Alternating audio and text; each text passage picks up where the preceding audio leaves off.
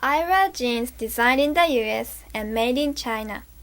My book bag has a European flower design, but it was made in India.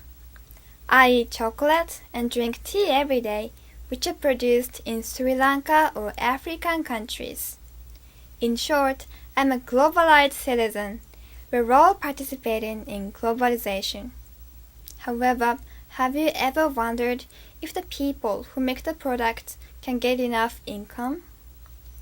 Trade is one of the biggest aspects of globalization. Trade connects us to globalization unconsciously. Through trade, we can get various kinds of goods, such as clothes, books, and food from everywhere in the world. This is good, and I'm sure that trade has made our lives more enjoyable. Unfortunately, trade is also one of the main reasons for the wide gap between the rich and poor of the world. Some of this trade is controlled by huge greedy companies. They want to make a lot of money, and to do this, they exploit workers in developing countries. I think trade should be something that has an equally good effect on all people in the whole world. What can achieve this is fair trade, which is a new but essential kind of trade. My school is promoting fair trade, and the students are interested in it. Last year, a Kenyan, Simon, who is a friend of a teacher at my college, visited our school. He lives with his livestock in Kenya and usually has milk and meat of the animals. However, at the time, the region he lives in was suffering from drought. Because of the drought, the cows could not provide enough milk to the people. Then they had to buy something to eat, but they did not have money. Simon brought some Kenyan goods to sell at my college. They were sold out, and as a result, he got 20,000 yen, which was a fair amount of money. This is the amount the goods were worth. This is what he should have got. So this is a kind of fair trade. Simon later said, I was really relieved at the time.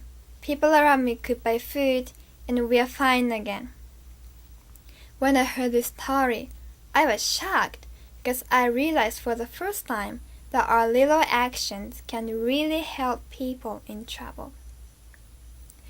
As I said earlier, globalization has both bad and good aspects, and fair trade is one of the important aspects of globalization. We should be serious about this, because we become like enemies if we support greedy companies by buying cheap products. However, we can become friends of the people who make the products when we promote fair trade. Fair trade relies on which side we take. Our decision determines which direction we will lead globalization. If we promote fair trade more, we can support good globalization. I think fair trade can connect people, even completely unknown people like Simon and me, and this connection can help people so much. If the trade is fair, we can create a fairly and happily globalized world. Globalization cannot be defined easily, but I have figured out that we must not forget one thing. However much globalization changes our lives, the truth is things are not happening between countries or companies, but between people. Fair trade connects us person to person. Thank you for listening.